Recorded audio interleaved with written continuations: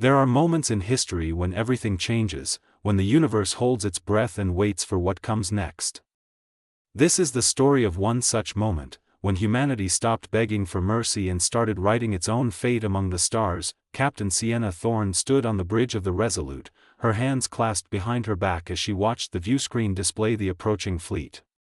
She was a woman forged in fire, with sharp green eyes that had witnessed too much loss and a scar running down her left temple, a memento from the Battle of Kepler Station where she'd lost half her crew.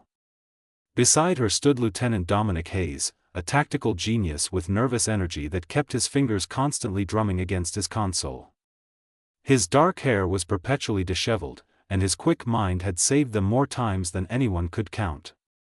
In the engineering bay below, Chief Tamara Okonkwo monitored the new drive systems, her steady hands and calm demeanor hiding the revolutionary knowledge she carried, secrets that would reshape everything the galaxy thought it knew about physics. The year was 2289, and Earth had been silent for 43 years. What the galaxy didn't know, what they couldn't have imagined, was that Earth hadn't died. It had transformed. While the Galactic Senate laughed at humanity's failed attempts at diplomacy, while species like the Kryn Collective enslaved human colonists and the Vexor Dominion burned human settlements for sport, something remarkable was happening in the darkness of that forgotten solar system. Humanity had gone home, licked its wounds, and decided to never be vulnerable again. Sienna remembered the day they closed the borders. She'd been a young ensign then, fresh from the academy, full of idealistic dreams about peaceful coexistence with alien civilizations. That dream died on Outpost Meridian when the Kryn arrived with their slave ships. She'd watched from an escape pod as they rounded up colonists like cattle, children crying as they were separated from parents, elderly citizens trampled in the chaos. The Galactic Senate had done nothing. They called it an internal dispute, a misunderstanding of territorial claims. That was when humanity learned its first hard lesson: in this galaxy, might made right, and compassion was a luxury afforded only to the strong. "Captain, we're approaching the Viridian sector," Dominic announced, his voice cutting through her memories. "Long-range sensors are picking up the Kryn defense grid. They know we're here." Sienna smiled, but it wasn't a warm expression. It was the smile of someone who had waited decades for this moment. "Good. I want them to see us coming. Open a channel to the fleet." Across the view screen, thousands of ships materialized from the void. They weren't the clumsy vessels humanity had fielded in their early spacefaring days. These were predators, each one a masterpiece of form and function. The ships seemed to shimmer with an inner darkness, their hulls composed of materials that absorbed sensor scans and bent light around their edges. They moved with an eerie synchronization, like a school of deep-sea creatures navigating by instinct rather than programming. "All ships, this is Captain Thorne," she spoke into the comm. "Today we return to the place where humanity learned what the galaxy truly thinks of us. Viridian 3, where the Kryn massacred 12,000 colonists 30 years ago. Where they laughed as they broadcasted across their entertainment networks. Where the Senate did absolutely nothing." Her voice grew harder with each word. "We're not here for revenge. We're here to remind the universe that humanity remembers everything." In the depths of the Resolute, Tamara adjusted the quantum resonance fields, her fingers dancing across controls that would have been incomprehensible to any alien engineer. The technology they developed during the isolation years didn't follow conventional physics. It was something else entirely, something born from humanity's unique perspective on reality. While other species saw the universe as fixed and governed by immutable laws, humanity had always been excellent at finding loopholes, at bending rules until they broke and then rebuilding them into something new. The Kryn defense fleet appeared on sensors, 300 warships arrayed in battle formation. They were massive vessels, built during the height of the Kryn Empire's expansion, each one capable of reducing a planet to ash. Their commander, Admiral Vrock, had been at Viridian 3 during the massacre. He'd personally ordered the bombardment of the civilian shelters. Sienna had memorized every detail of his service record, every atrocity, every casual cruelty. "They're hailing us," Dominic reported. "Audio only." They're demanding we identify ourselves and state our intentions. Ignore it, Sienna ordered. Activate the shroud. Tamara's voice came through the internal comm, shroud active, Captain. All ships reporting synchronized. What happened next would be studied for generations. The human fleet didn't charge forward or fire weapons. Instead, they simply stopped, hanging in space like dark ornaments against the stars. And then the light began to dim. Not from the stars themselves, but from something the human ships were generating, a field that seemed to swallow photons and trap them in an endless loop. Within minutes, the entire sector was plunged into an artificial twilight, with only the glow of the Kryn ships providing any illumination. On Viridian 3 below, millions of Kryn citizens looked up at their darkening sky with growing fear. Their communication networks began to fail, not from jamming or interference, but from something more fundamental. The human ships were creating pockets of altered spacetime, bubbles where the normal rules didn't quite apply. Signals sent from the planet simply vanished, swallowed by the dark. Admiral Vrock made his fatal mistake then. He ordered his fleet to attack. The Kryn warships opened fire with plasma cannons and fusion missiles, enough firepower to vaporize a small moon. The weapons streaked through space toward the human formation, and everyone watching through long-range sensors held their breath. This was the moment of truth. Would humanity's mysterious new fleet live up to its silent threat, or would they be revealed as just another desperate species making a final stand? The weapons reached the human ships and simply stopped. Not deflected, not destroyed, stopped. They hung in space like insects trapped in amber, frozen mid-flight. And then, slowly, impossibly, they began to move backward, retracing their paths toward the Kryn fleet that had fired them. What in the void? Dominic whispered, his tactical training struggling to process what the sensors were telling him. Temporal displacement fields, Tamara explained through the comm, her voice filled with quiet pride. We're not blocking their weapons. We're reversing the local flow of time around each projectile. From their perspective, they're still moving forward. From ours, they're rewinding. The reversed weapons struck the Kryn fleet with devastating precision. Ships that had fired plasma found themselves engulfed in their own attacks. Missiles detonated against the hulls that launched them. Within seconds, the Kryn formation was in chaos, ships colliding as they tried to evade their own weaponry, commanders screaming orders that contradicted each other, and through it all, the human fleet remained perfectly still, watching, judging, waiting. Sienna felt no joy in the destruction, no satisfaction in the chaos. This wasn't about victory in the traditional sense. This was about sending a message, one that would echo across every inhabited system in the galaxy. Humanity had returned, and they had brought with them technologies that made conventional warfare obsolete. They had weaponized time itself, turned physics into an art form, and done it all alone, without any help from the species that had abandoned them. Captain, we're receiving multiple distress calls from the Kryn fleet, Dominic reported. They're requesting a ceasefire. Admiral Vrock is asking for terms of surrender. Sienna's expression didn't change. Tell him we'll consider his request after we've had a conversation. Prepare a landing shuttle. I'm going down to Viridian 3. Captain, that's not safe, Dominic protested. We don't know what kind of resistance you'll face planetside. That's exactly why I need to go, Sienna replied. They need to see a human face, need to understand that we're not just ships and weapons. We're people who remember what they did. The shuttle descended through Viridian 3's atmosphere with Sienna at the controls and a security detail of 5 soldiers behind her. Staff Sergeant Rachel Briggs checked her weapon for the 3rd time, her jaw set in a hard line. She'd been a child refugee from the Viridian massacre, smuggled off-planet in a cargo container while her parents stayed behind to buy time. Lieutenant Omar Farouk sat across from her, his medical training evident in the way he constantly assessed everyone's condition, looking for signs of stress or injury before they became problems. The other 3 soldiers, Chen, Nakamura, and Williams, were veterans of the isolation years, trained in combat techniques that blended human intuition with technology so advanced it seemed like magic. they landed in the ruins of New Providence, the human colony that had once thrived here.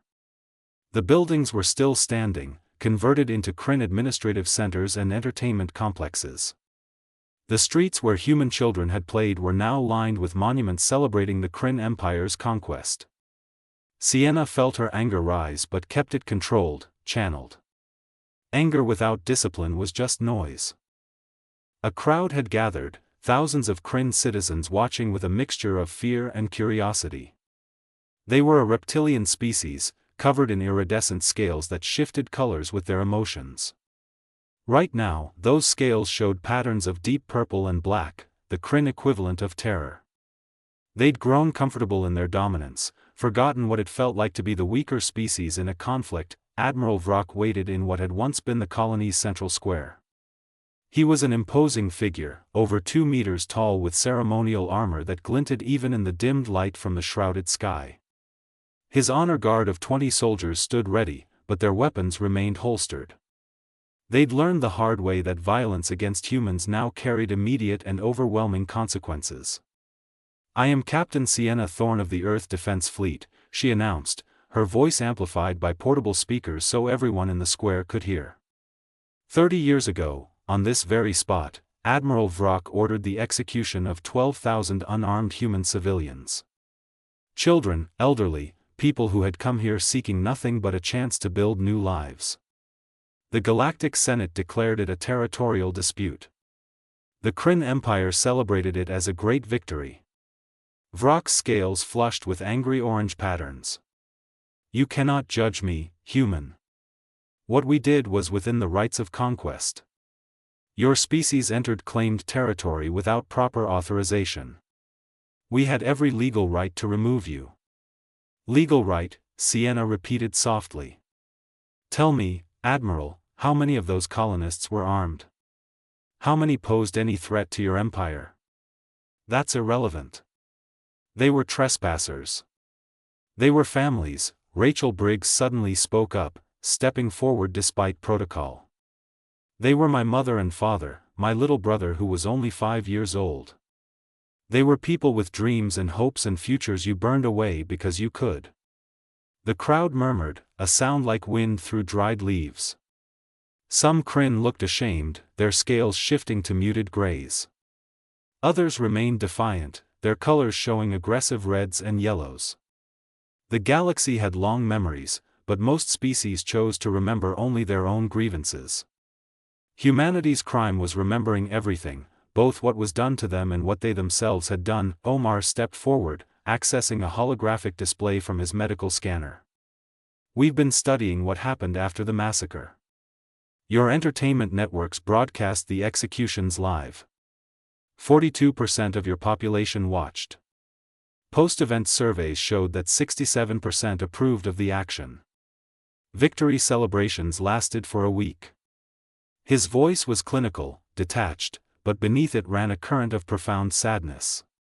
"You didn't just kill us, Admiral. You enjoyed it. That's what humanity can't forgive, the pleasure you took in our suffering." Vrock straightened, his military bearing reasserting itself. "So you've come for revenge. You'll slaughter us as we did you, prove yourselves no better than what you accuse us of being." "No," Sienna said, and her simple denial carried more weight than any threat could have. "We're not here to kill you, Admiral. We're here to show you what you created when you pushed humanity to the edge." She gestured to the darkened sky above. "Every ship in that fleet, every technology we've developed, every tactical doctrine we've written, it all comes from one source. You taught us that the universe respects only strength, that mercy is weakness, that the strong do what they will and the weak suffer what they must. So we became strong. We became so strong that your fleet can't touch us, your weapons can't harm us, your empire can't threaten us. And now we're going to teach you a lesson." She nodded to Chen, who activated a device on his wrist. Throughout the colony, holographic projectors came to life, showing scenes from the massacre. Not from a distance or through sanitized reports, but from the perspective of the victims. Families huddling together in the final moments. Parents shielding children with their own bodies.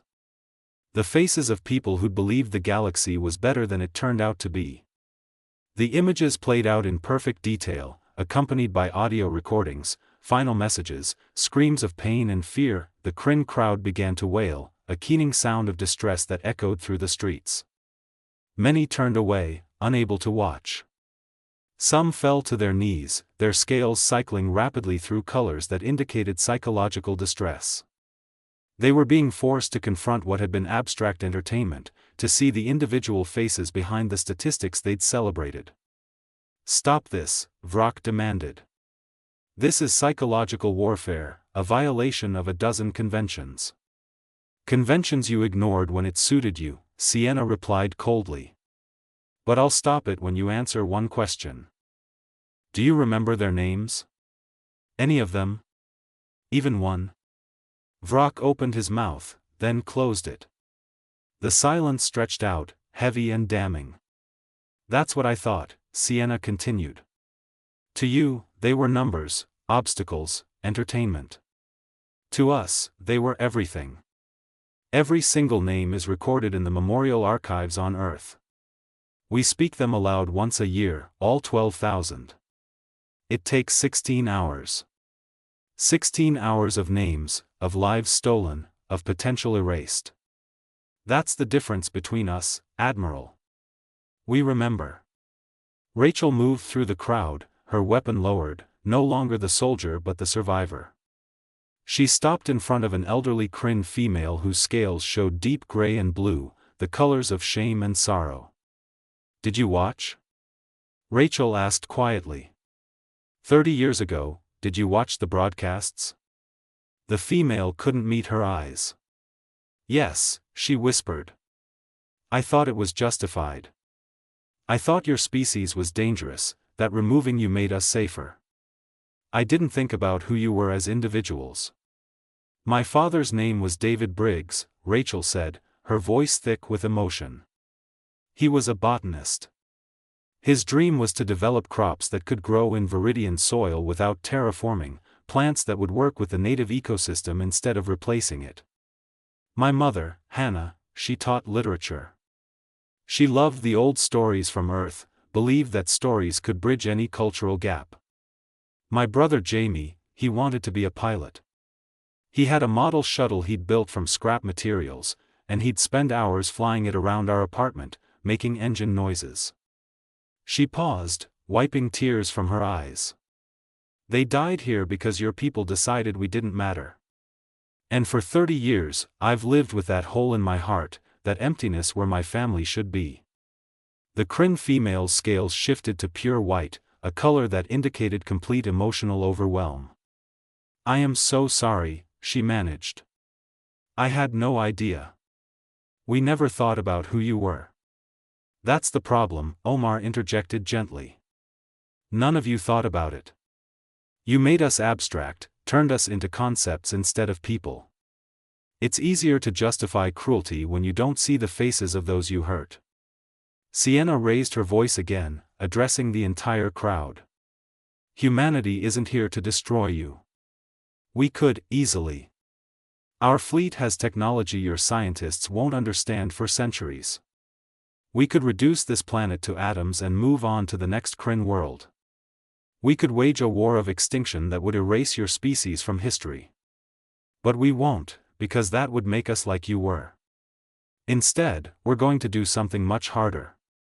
We're going to make you face what you did, make you understand the weight of those lives you destroyed.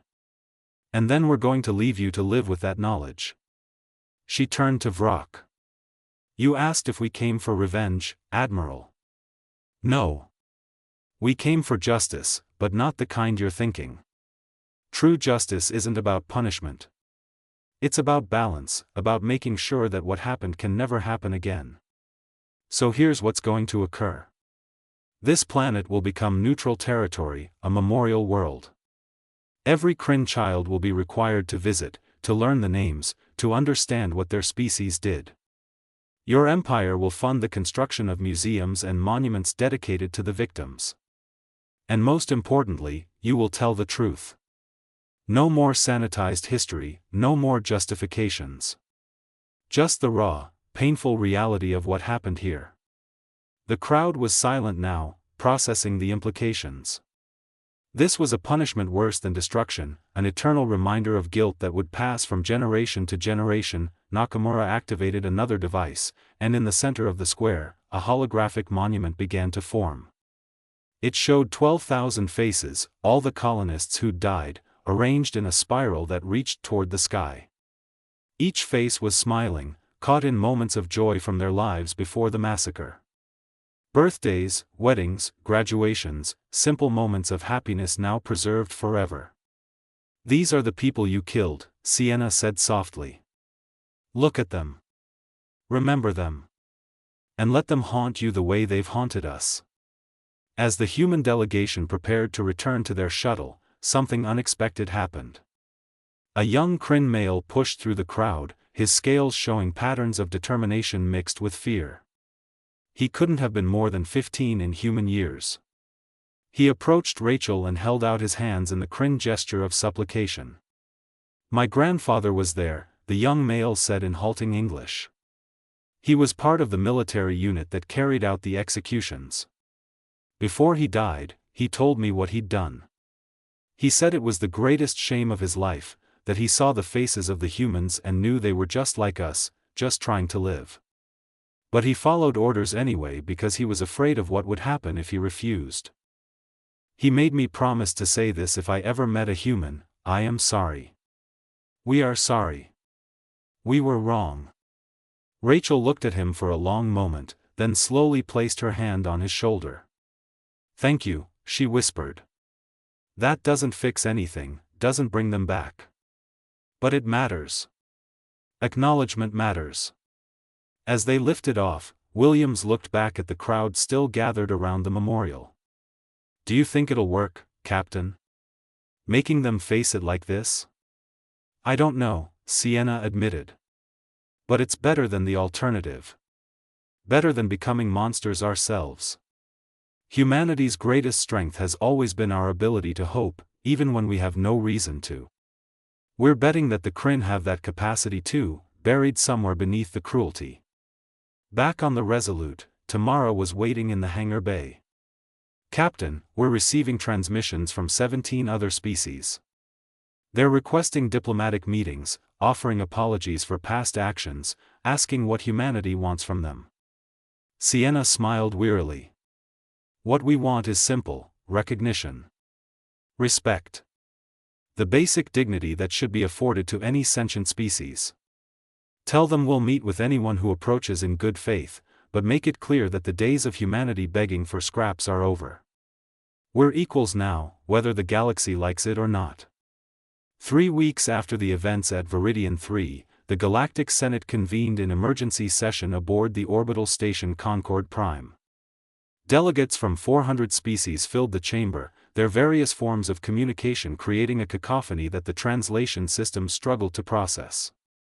At the center of it all, standing alone at the petitioner's podium, was Ambassador Marcus Odell, humanity's first official representative to the Senate in over 40 years. Odell was an interesting choice for the role. He'd been born on Earth during the isolation years, had never seen an alien face-to-face until his diplomatic training began. He was young by diplomatic standards, barely 35, but his eyes held the kind of understanding that came from studying history's hardest lessons. His skin was dark, his head shaved, and he wore a simple black uniform that bore no insignia except a small silver pin shaped like Earth. Everything about his appearance was designed to be unintimidating, approachable, human in the most fundamental sense. The Senate's High Chancellor, a being named Theron from the crystalline Solari species, called the session to order. His body refracted light in patterns that the translation system rendered as speech. Ambassador Odell, humanity stands accused of 37 violations of galactic law, including unauthorized military deployment, psychological warfare, and violation of sovereign territory. How do you answer these charges? Odell took a breath, looking around at the assembled delegates. Some showed obvious hostility, their body language or color patterns aggressive. Others appeared curious, even sympathetic. Most were simply afraid, and he couldn't blame them. Humanity had shattered every assumption the galaxy held about them. Honorable delegates, he began, his voice calm and measured. Before I address those charges, I'd like to tell you a story. It's about a young species that looked up at the stars and saw possibility. They imagined a galaxy full of diverse civilizations, working together to solve problems and explore the universe. They believed in cooperation, in the fundamental goodness of sentient life. When they finally developed faster-than-light travel and ventured out to meet their neighbors, they did so with open hearts and extended hands. He paused, letting the silence stretch. That species was naive. Within the first year of contact, they'd been exploited by 14 different civilizations. Their technology was stolen, their colonists enslaved, their diplomats murdered. When they appealed to this very Senate for help, they were told that their suffering was their own fault for being weak. That in the real galaxy, only the strong survived, and if humanity couldn't protect itself, it deserved whatever happened. Several delegates shifted uncomfortably. They remembered the human petitions, the desperate pleas for intervention that had been voted down again and again. So humanity learned, Odell continued, his voice growing harder.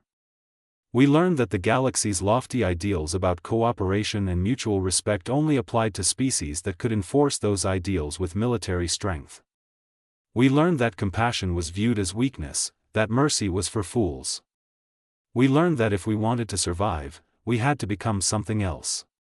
He activated a holographic display, showing the timeline of humanity's isolation years. Images flashed by, the closing of Earth's borders, the dismantling of alien technology, the desperate years of reconstruction. Then came the breakthroughs, the innovations that defied conventional physics, the moment when humanity stopped trying to catch up and started leaping forward. We spent 43 years alone, Odell said. 43 years developing technologies that you can't replicate, tactics you can't counter, capabilities that make conventional warfare obsolete. We did this because you taught us we had to. Every weapon we built, every ship we launched, every soldier we trained, they all exist because the galaxy showed us that survival depends on strength. A delegate from the Vexor Dominion, a species notorious for their aggressive expansionism, stood up. You speak as if you're the victims, but you threaten our entire way of life. Your fleet could destroy any of us. That makes you the aggressors. Does it? Odell shot back. Tell me, Delegate Corvin, how many human colonies has the Vexor Dominion raided in the past century? How many human ships has your military captured and sold for scrap? How many of my people have you taken as slaves? Corvin's response was defensive. That was legal under the doctrines of salvage and territorial dispute. Your species entered space without proper authorization. Authorization from whom? Odell demanded. Who gave the galaxy the right to decide which species could explore space and which couldn't? You created a system designed to keep newcomers weak, to exploit them until they either gave up or died out. Well, humanity chose a third option. We evolved beyond your ability to exploit us. Theron intervened before the argument could escalate further. Ambassador, your grievances are noted. But the fact remains that your fleet has violated the territorial sovereignty of 6 different nations. You've deployed weapons systems that could destabilize the entire galactic balance of power. What assurance can you give us that humanity won't use this power to exact revenge on every species that wronged you?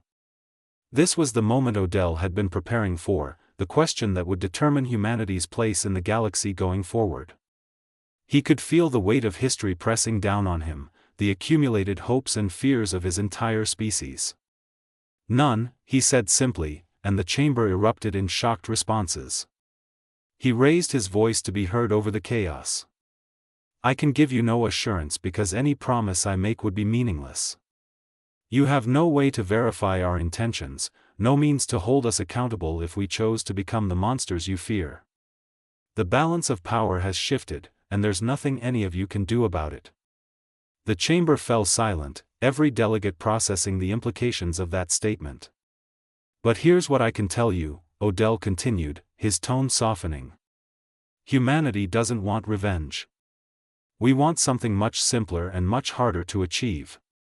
We want a galaxy where species are judged by their character rather than their firepower. We want a system where newcomers are welcomed and protected rather than exploited. We want the ideals that this Senate claims to represent to actually mean something. He walked around the podium, making himself more visible to all the delegates. Every species in this chamber has a choice to make. You can see humanity as a threat, can band together to try and contain or destroy us. Some of you are probably already planning military alliances, thinking about how to overcome our technological advantage. That's your right, and we won't stop you from trying. But understand this, any species that attacks humanity or human interests will face consequences so severe that your civilization will remember them for millennia. And the alternative? Theron asked quietly. Partnership, Odell replied. Real partnership, not the exploitative relationships the galaxy currently practices. Humanity has knowledge to share, technologies that could benefit everyone. We've solved problems in physics, engineering, and medicine that have puzzled the galaxy for centuries. We're willing to share those solutions, but only with species that treat us as equals. A new delegate stood up, one Odell hadn't expected. Ambassador Ilyuin of the Solari, the same archivist who tried to contact humanity weeks earlier.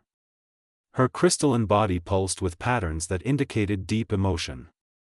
Ambassador Odell, your species has every right to be angry, to be vengeful. The galaxy failed you in every way that matters. But I want you to know that not all of us were complicit. Some of us argued for intervention, for protection of your people. We were outvoted, silenced by those who saw exploitation as easier than justice. I know, Odell said gently. We've studied the Senate records. We know which species advocated for us and which ones profited from our suffering. Trust me, Delegate Ilyuin, humanity keeps very detailed records. A young delegate from the Korathi Union, a species that had remained neutral in most galactic conflicts, raised a tentacle in the gesture that indicated a desire to speak. Ambassador, what you're proposing sounds ideal, but how do we implement it? The existing power structures won't change just because humanity wants them to. Odell smiled. You're right. Change requires more than words. That's why humanity is establishing what we're calling the Open Alliance. Any species that agrees to a charter of mutual respect, non-exploitation, and genuine cooperation can join. Member species will have access to human technology, human protection, and human markets. More importantly, they'll be part of a new galactic order based on principles rather than power. And those who don't join? Corvin asked suspiciously. They're free to continue as they are, Odell replied. We're not trying to force anyone into our vision of the galaxy. But understand that humanity will no longer be prey. Any species that attempts to exploit, enslave, or attack humans or our allies will find that we have very long memories and very effective means of response. The debate continued for hours, delegates arguing about the implications, the risks, the potential benefits. Some species immediately requested information about joining the Open Alliance. Others declared they would never submit to human terms. A few, like the Kryn after the Viridian incident, began offering formal apologies and reparations for past actions. Through it all, Odell remained patient, answering questions, addressing concerns, and slowly building a coalition of species who saw this as an opportunity rather than a threat. He watched as the old galactic order began to crack, not from military force but from the simple power of an idea, that a galaxy based on respect rather than exploitation might actually work better for everyone. Late that night, after the session finally adjourned, Odell stood alone in the observation deck of Concord Prime, looking out at the stars. A message came through on his personal comm from Captain Thorne, still aboard the Resolute. How'd it go, Ambassador? Her voice asked. About as well as we could hope, Odell replied. 73 species have already requested membership in the Open Alliance. Another 100 are considering it. The real test will come when someone decides to challenge us, to see if our threats are real. They are, Thorne said grimly. But I hope it doesn't come to that. I've seen enough violence for one lifetime. We all have, Odell agreed. That's what makes us different, Sienna. We remember what it feels like to be helpless, to be at the mercy of stronger species. That memory should make us better, not bitter. Should, Thorne echoed. But will it? That was the question that would define humanity's future. They had the power to reshape the galaxy, but would they use it wisely? Would they become the protectors they wished they'd had, or would they turn into the very thing they'd fought against? Back on Earth, in the vast archives beneath the rebuilt city of Geneva, a ceremony was taking place. The memorial wall, inscribed with the names of every human who died at alien hands during the exploitation years, was being dedicated. Millions had gathered, some to mourn, some to remember, some simply to bear witness to history. Among the crowd stood an elderly woman named Judith Chen, one of the last survivors of the first contact era. She'd been a diplomat back then, one of the naive idealists who'd believed in the goodness of the galaxy. Now, at 93 years old, she placed her hand on the wall and whispered the name of her daughter, who'd died at the Kepler Station massacre. Beside her, a young girl no more than 8 years old looked up at the endless list of names. "Grandmother, why do we remember? Doesn't it just make us sad?" Judith smiled through her tears. "We remember because forgetting would be worse. These people lived, loved, dreamed, and died. The least we can do is honor them by making sure their deaths meant something. We remember so we never become like those who hurt us. We remember so we stay human, no matter how powerful we become." The girl nodded solemnly, not fully understanding but sensing the importance of the moment. Around them, millions of others stood in silent contemplation, each carrying their own memories, their own losses, their own hopes for the future. In orbit above Earth, the Resolute and its fleet maintained their vigil. They were guardians now, protectors of a species that had learned the hardest way that the universe was neither kind nor fair. But they were also something more. They were a promise. A promise that humanity would never again be helpless, that the strong would protect the weak rather than exploit them, and that the future could be different from the past. The message was spreading across the galaxy through official channels and informal networks. Humanity had returned, and they were offering a choice. Join them in building something better, or face the consequences of continuing the old ways. It wasn't a perfect solution. There were no perfect solutions when dealing with the messy reality of 400 different civilizations, each with their own histories, grudges, and ambitions. But it was a start. And sometimes, that's all you need, a single moment when someone chooses hope over despair, justice over revenge, building over destroying. That choice echoes forward through time, creating ripples that can reshape entire civilizations. The question now was whether enough species would make that choice, whether the galaxy could evolve beyond its brutal past and embrace a future where all sentient life had value. Humanity couldn't force that evolution. They could only model it, protect it, and hope that others would see the wisdom in it. In the end, that was humanity's greatest weapon, not their advanced technology or their powerful fleet, but their stubborn, irrational, beautiful belief that things could get better. That belief had carried them through the darkest years of isolation, had driven them to create miracles from desperation, and now it would be tested on a galactic stage. The universe watched and waited to see what humanity would become.